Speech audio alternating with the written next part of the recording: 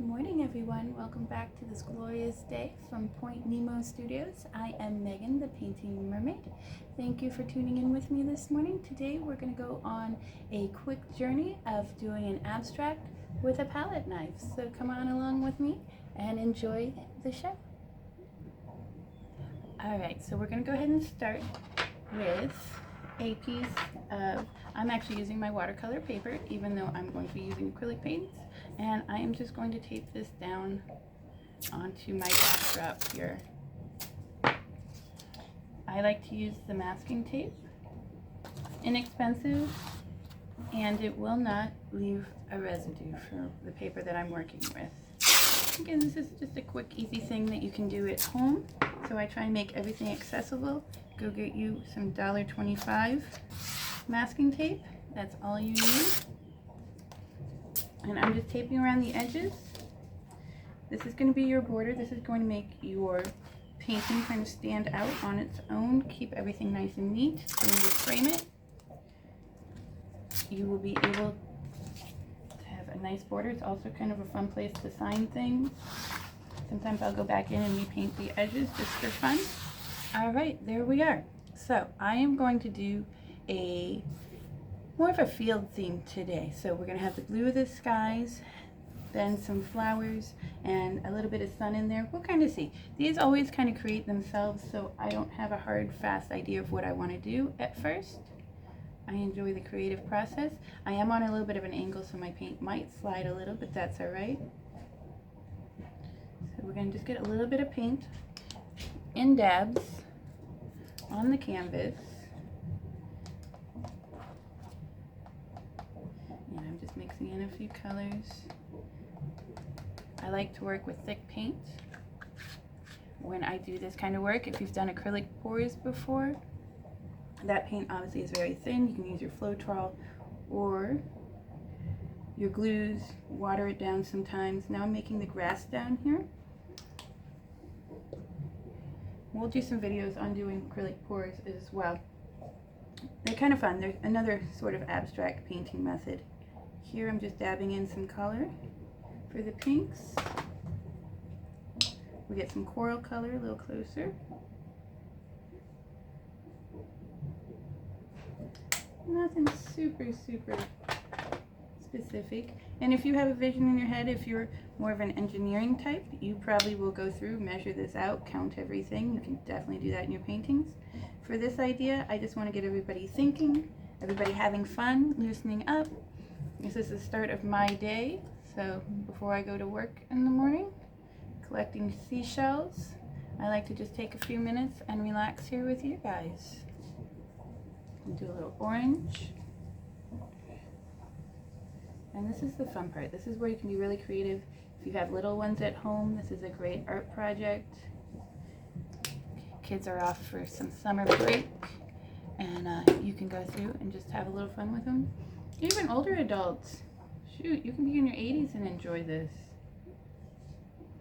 Putting in a little gold. And again, this is acrylic paint. Nothing special, no pour paints or anything. If I was using pour paints, I'd already have run down the canvas. Do a little white in there.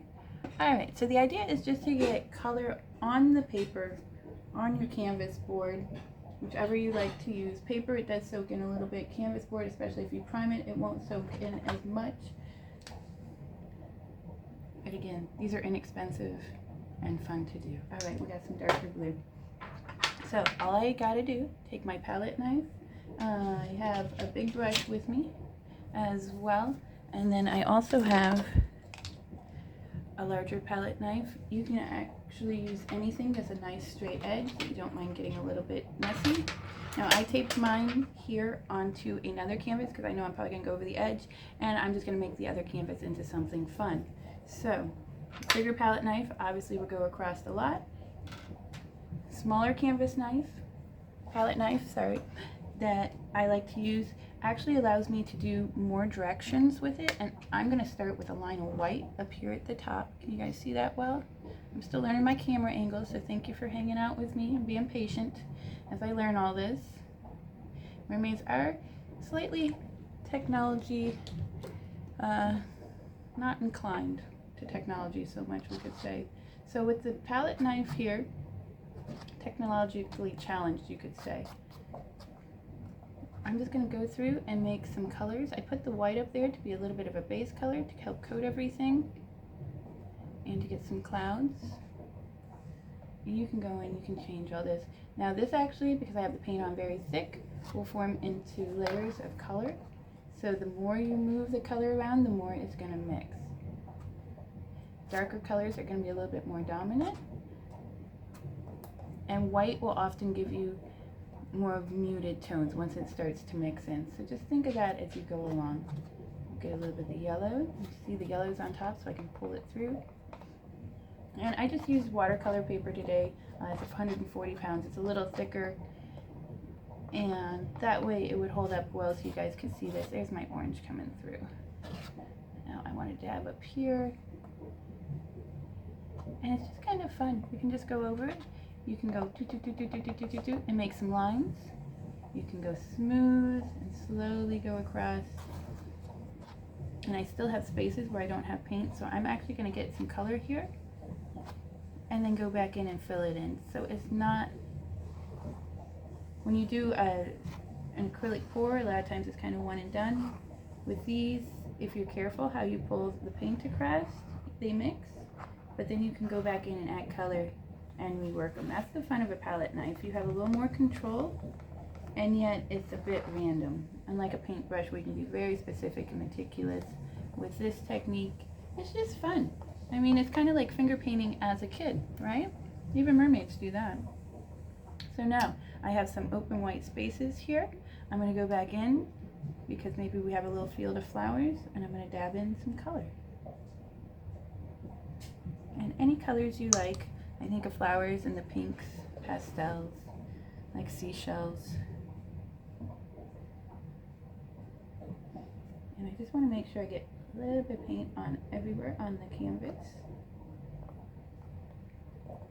Just dabbing in some color. Now if you get too much on your palette knife, just take and wipe it off. If you're very meticulous, again that engineering mind, you can do a stroke, come back, wipe it off so your paints don't muddy. And that's actually really good if you're trying to delineate your colors more. Go across, wipe it off, come back, go across. Again, I like to be kind of fun, and we'll just kind of add in a few colors here. And one thing I haven't added a lot in is the orange. So I'm going to add in a little bit more orange through here. And whatever color on top is what's going to show through the most. So you can actually let this dry. You could go back over it once it's dry. The longer it dries, the less it's going to mix. So here we're just going to kind of smooth in oranges. Get some sunset colors. There we go. Work our way up. The palette knife's cool because it gives you a different texture, a different look to it all. You can smooth everything over with it. I'm going to pull the blues down a little. So again, I have all this on the back. And I'm just going to gently wipe it off. And come back in, work my way through the center. I still have some white spots here. And if I dig a little bit through the orange I put on there, you can see I'm actually taking off the color. It's a great way to do a horizon line. I could actually go through and pull all the top color off and see what's already absorbed into the paper. That's something fun to do as well, because then it's like a surprise, like an Easter egg hunt. You never know what you're going to get. Looking for seashells on the beach. You never know what you're going to find. So get some color in there. And I'm just going through again, smoothing everything over. Once I get it kind of how I like it, I start pulling a little paint off here. And I'm trying to go from one direction to the other now. And just see where my paints are. Moving it all across. And this excess paint, if you wanted, you could actually just smear it onto your other canvas and start a whole new background that way. So everything I got on the napkin, you can see there's a lot of paint here. And just smear it on the new canvas and make something else with it. I like doing that a lot. Doesn't always come out 100%, but it is kind of fun, and I already have it taped. Sometimes you can do cool pours and then do like shadowing on top to make it look three-dimensional shapes, so maybe we'll do one of those with this canvas underneath. I try and think ahead. I don't like wasting paint. So you can see here, all I'm doing is starting to go across and scrape off my top layers to see what colors I still have underneath. And there we go. We got some clouds showing up. There we are. So it looks like everything's starting to soak in good. I'm going to take my bigger one and just scrape all this paint off. Again, being mindful to get all that paint off because there was a lot on there. Scrape. And then I'm going to go ahead. This is fun too because you can get a little messy with it. I think half the fun of painting is being messy. And there we go. Scrape that one off. Take the paint off. Scrape it off. And so I'm just going left and right now. You can go vertical with this if you wanted to. And actually, I'm going to go back to my smaller palette knife, make sure it's super clean. And what I want to do is up here, I still have some muddy looking blue. I'm going to scrape that off. So I'm just trying to get all that top layer I put on off. And see what we have underneath.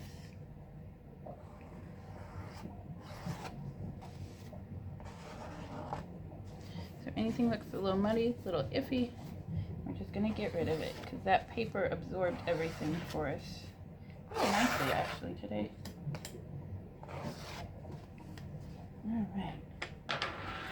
There goes my knife. Sometimes things fall. So I have a little bit more here than I would like.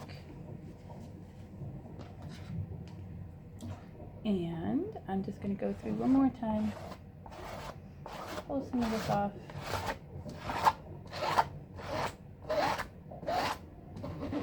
A bit here. And make it really firm with it. The only bad thing about using paper is it will buckle a little, so make sure you tape it down good. Alright, so there we are, a simple one. I'm going to actually go through, get my other palette knife out, and just clean up a little bit more through this line because I really like the bright. But this will be up on the website in a couple of days if you're interested in viewing it. And I thank you all for checking out PointNemoStudios.com. I'm Megan the Mermaid, and have a great afternoon.